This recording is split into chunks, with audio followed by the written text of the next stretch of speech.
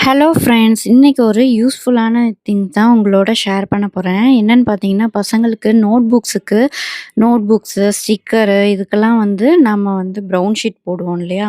இப்ப அது அமேசான்ல வந்து அதுவே வந்து டிரான்ஸ்பரன்ட் ஷீட்டு அதுவும் கட் பண்ணி நம்ம வந்து அப்படியே புக்ஸுக்கோ, நோட்ஸுக்கோ வந்து ஒட்டிக்கலாம்.